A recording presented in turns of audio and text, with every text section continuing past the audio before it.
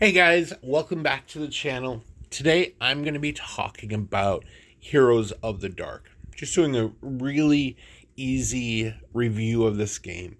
I've been playing this game, I think 2 days or maybe 3 days now, and it's a lot of fun. It is much more fun than the way it looks because it does look like a standard, I guess, base building game, building up each room, a lot like Star Trek Fleet Command. I will say that.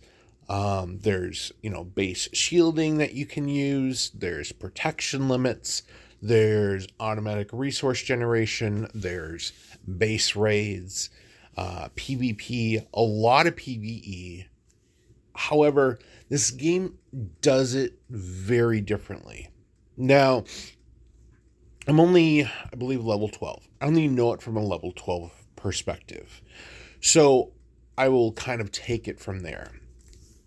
I was really looking for one of the mechanics I always look for in these types of games is the shields. Like, when are shields necessary? Because a lot of these games, they're necessary like right out the gate at level 5. In Star Trek Fleet Command, they're level 15. So in this game, I believe it's level 5 you get up to, and then you have your resources, and in order to protect them, you basically need to shield up. So the one thing I did see in this game is, so for taking a look at the two resources that can be rated in this game is going to be moon dust, and that's a resource you will use to get items to level up your characters. And then gold. Gold is used in upgrading a lot of the rooms.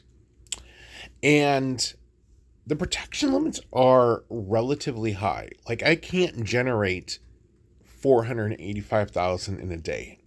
I would need to be rating. And the rating system is actually interesting in this game.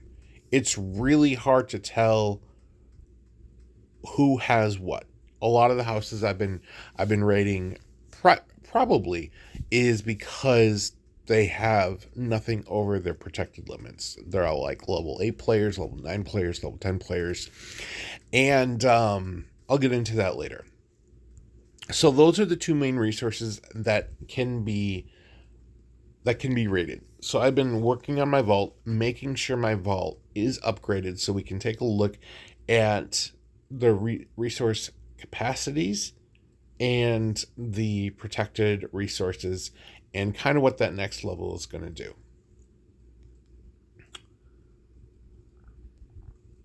Let me take a look at one thing here. Upgrade.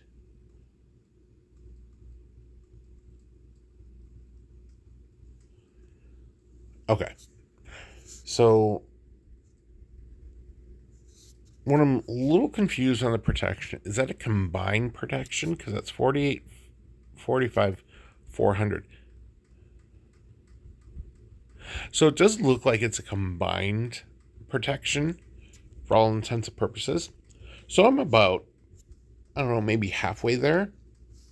And I did some rating tonight. I haven't really done too many building upgrades yet. So that's probably what I would make, after a whole day of collecting the rooms, basically the generators. And so in the upper corner, or should say top center of the screen, we can see the stamina. This is your energy. You're going to generate 6 per hour, a maximum capacity of 100. You do get a lot of energy refills by doing your dailies and by doing your events. As a matter of fact, let's see if I can find mine really quickly here. Yeah, I have 14 stamina refills that do 60, and then I think 2 that do 30. And I haven't really used these all that much. And the only time you're actually going to be using your stamina is when you're going to base camps. And I'm not even sure dungeons are... It doesn't even look like dungeons are going to cost stamina. Yeah. So dungeons don't even cost stamina. It's just going to camps that's going to cost stamina. And so it's really manageable in that way. The campaign, the campaign doesn't use any energy, which I thought was quite interesting. So you can actually, I think, yeah, I should be able to do this one pretty easily. So the combat is auto. It's all automatically done. It's a lot like DC Worlds Collide, where you make sure you have the team set up in the correct form, and you have the correct supporting units, the correct tank, the melee units, and it just automatically does it. So this is a really great AFK game to play, or if you're working and you have this running in the background, this is a really great game to play in that regard. So it tells you your start conditions, what you need to do, tells you the resources that you can collect. And I should have been doing this a long time ago because my characters actually got up a little bit higher than that. So you can kind of see which form you want to take. I'm actually going to take out my ranger there to put in my medic. And then I have a nuke, I have an assassin, I have a tank, and I have my combat. So I'm going to go ahead and just click attack there. And so you guys can kind of see what's going to happen. I'm not doing anything. This is all being automatically played for me. And my team is relatively high for that, so I'm not too worried about it. It's actually got a really interesting story. I caught myself actually reading along. Oh man, I got to win without Bersha. Well, I got to go back to that. So, I think that's Bersha. Let me do... I was not even planning on that. Let me try that again.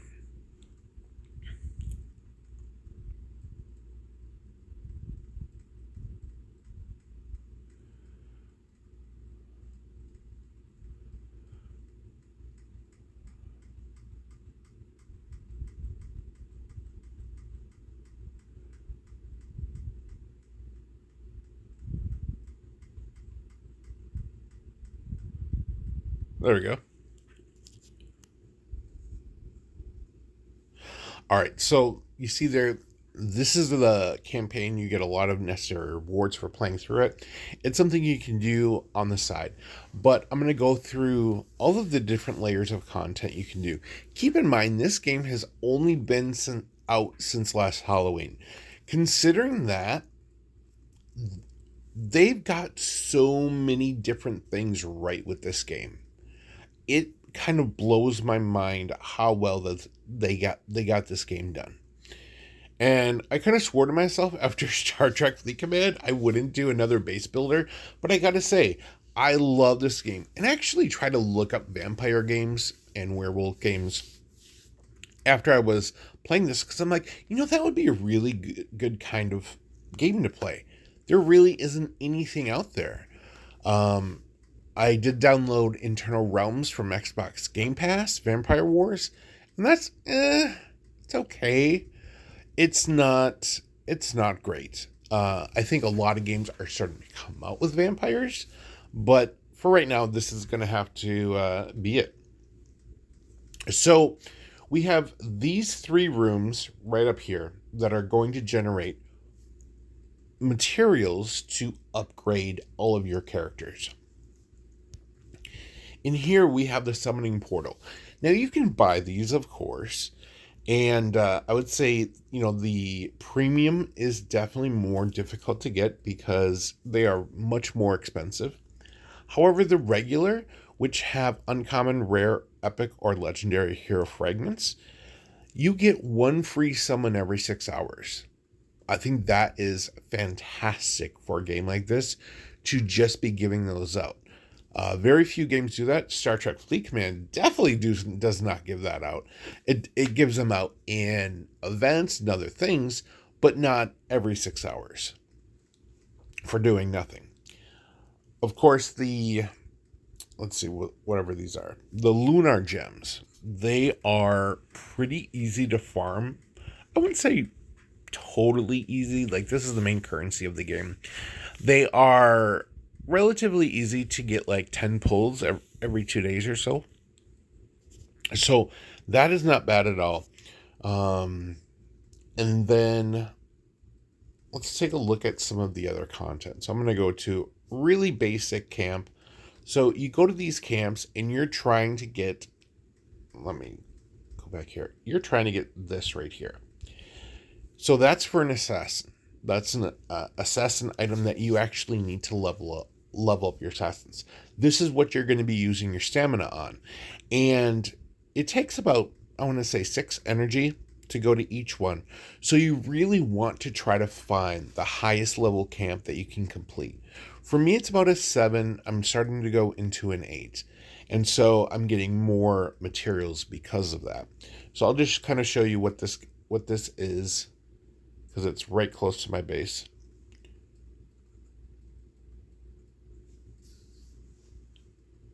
So you go there, and I'm not sure if I can be attacked by another player here, because I think I can. I'm not exactly for sure.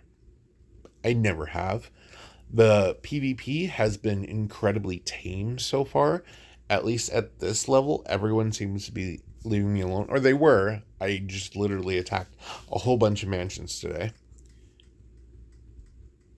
So it's as simple as that. You use your stamina and you go to these camps. And then you can actually go into dungeons. These are great because you can actually get character shards. The way you get keys for dungeons is by going to camps. So it's another free way for you to kind of farm through the game. I would say probably the most difficult thing at the beginning is getting a squad together of characters that you really want to use. The commons don't have, or I should say the uncommons, don't have too many characters, but 2 of your starters are, I would say actually all 3 of your starters are actually really good characters to keep through endgame. And that's just based on my research. Then we have mines. So you can send characters here to mine. And what is going to happen is they're going to mine. You can choose like 15 minutes or 2 hours or even longer. And they're going to go ahead and mine that gold for you. They also have moon dust mines that you can go to. The higher the level, the more gold that you can collect. So you can easily run it that way. I usually mine during the day, being totally FK. I would probably send my guys to mine for 2 hours. Keep in mind, the mine can get raided. I haven't had anyone try to raid my mine yet, so I don't know what that's like. Then we have the catacombs. The catacombs are really nice. So it's a massive dungeon. So a dungeon is usually, I would probably say, 4 rounds of combat. And then you get to the boss and you're done. In the catacomb, I don't want to go in there. In the catacomb, you are actually going to see that, but times 3. So you're probably going to have 3 rounds of bosses and 12 regular rounds. So you're definitely going to want to have your healer with you to really carry you through. And I got that kind of locked down. And it seems like the catacomb itself scales. The dungeons don't scale because they have levels on them, but I believe the catacomb is going to scale. And then you can get free character shards as well. You can obtain the keys from other events, and so that's a relatively easy thing to do. But catacombs are another awesome part of this game. As for alliances, you can kind of see we're all huddled together. We're all huddled. We own this, whatever this thing is. I think it's Crystallix, and I believe it gives us resources and stats. And so we're all huddled around here, so in case anyone is attacked, we can go ahead and send defensive troops over to that player's base to help defend them. And also when we attack other players can tag along and join us in combat. So if we don't succeed in the combat of the base, they can join in and try to take down the base as well, which is a really fun thing to kind of see in this game. There is alliance diplomacy, so there are, allies, non-aggression, and people you're at war with that you can mark. So the last thing I want to show you is going to be the characters. Now, this is what I've collected in the last several days. I did spend money, and I really spent money so I wouldn't have to, so I could escalate my characters, or elevate my characters, I should say, and wouldn't need to farm as much. But everything I pretty much did, I think you can do relatively free to play, as these are all mostly uncommons, with the exception of a couple that you do see in here. Like Alessa, I got through an event and a catacomb. Lucretia, I'm trying to figure out how I got her. Locust, I definitely bought. And I believe I bought Voss. But the other ones, I was spending the lunar stones on premium recruits, and I got them that way. So I did get a little lucky. I would say if you're going to play this game, definitely focus on Bersha. Definitely focus on Kali, Altane, whenever you do get her, and Deva von Mermoth. Those are probably the best uncommons that you can get in the game so far. Another one would be Grimmer. Some people like Grimmer. I'm trying to get Grimmer up another star level, because as it stands right now, I just feel like Kali is a much better tank. They're both tanks. Grimmer's a vampire. Kali is a werewolf, so you could ideally have both of them on your team, or switch them out for different win conditions. And I think you would still have a pretty good solid team with either of them on there. The difference is Grimmer does like a shield and then explodes and does a team heal, but doesn't heal himself. And Kali does a heal at 30% health, which kind of helps save his life, because Alternate doesn't get her heals off fast enough to do it, more frequently. So, I know Stamatus, he does come with the content, and he's on my second team in my defense team on my base, but I haven't really done that much with him. So other than that, highly recommend this game. I think it's a lot of fun. I think if you're looking for a free-to-play game that is engaging, that has stuff for you to constantly do, I mean, they have daily events. Most mobile games that are brand new, I never seen the event change every day. And the other thing too is, even if it changed every day, I've never seen it have so many rewards.